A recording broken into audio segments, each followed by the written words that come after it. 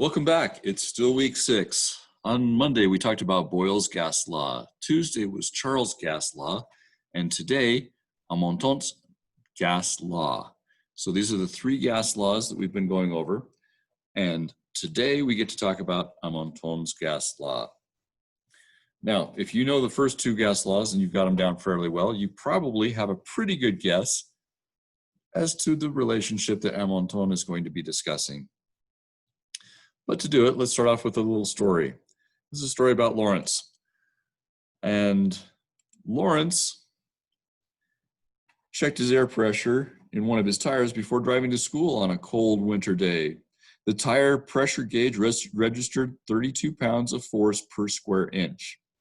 After making a 10-mile trip to school, Lawrence checked the air pressure tire and his tire again. This time, the gauge registered 34 pounds per square inch.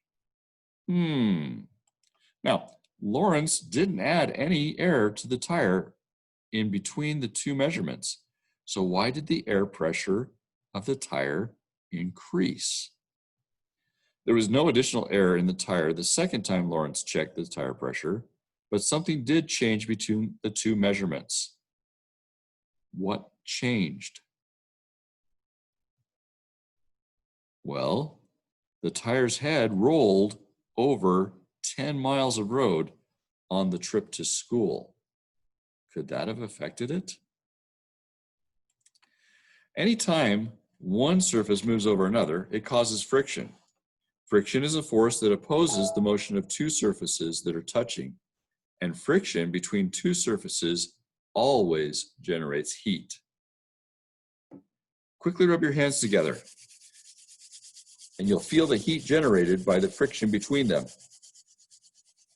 Likewise, as the tires move over the road, friction between the tires and the road generate heat. In short, the tires got warmer, and so did the air inside of them. The space inside the car tire is more or less fixed. So it has a constant volume. What happens when the volume of the air is constant and its temperature increases? Well, Lawrence found out the answer to that question when he measured the air pressure of his tire. Increasing the temperature of a gas, such as air, while holding its volume constant, increases the pressure of the gas. This relationship between temperature and pressure of gas is called Amonton's law. It was first proposed by a French scientist named Guillaume Amonton in the late 1600s. Amonton's gas law is just one of 3 commonly known gas laws. As you already know, the other 2 are Boyle's and Charles' law. So, how does Amonton's gas law explain the difference in air pressure in Lawrence's tire? Take a second and think about this. How does Amonton's gas law explain the difference in air pressure in Lawrence's tire? You can pause the video if you need to.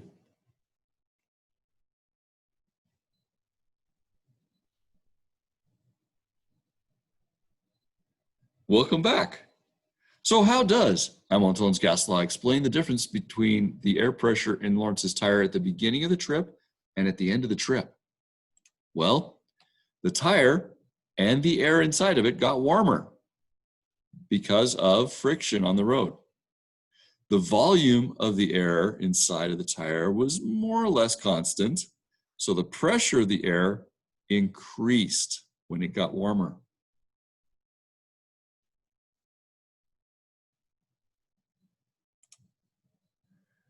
Why does the pressure of a gas increase as it gets warmer? Well, the particles of a gas are constantly moving and bumping into things. We've discussed this earlier this week.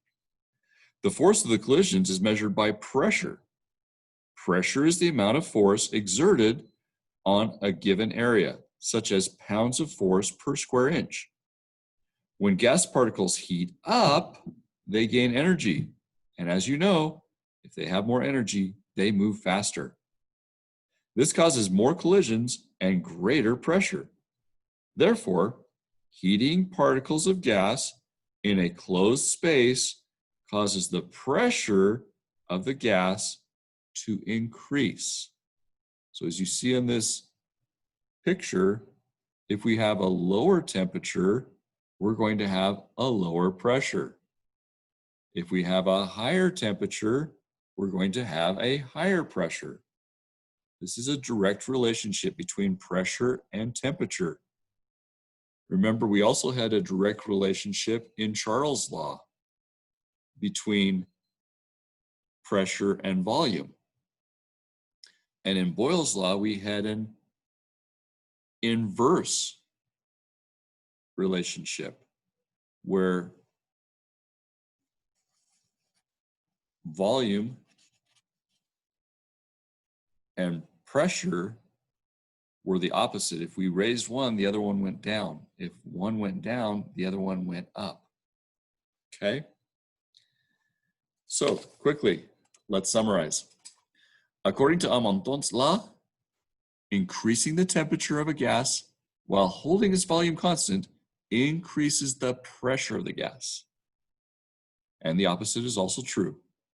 If we decrease the temperature of a gas while keeping the volume constant, we will decrease the pressure of the gas. When gas particles heat up and gain energy, they move faster. This increases their collisions with each other and their container, causing greater pressure. So, you tell me, are you able to explain Amonton's gas law? If not, feel free to go back to the beginning of the video and review what we've talked about. You can also look at the other activities that follow in Canvas.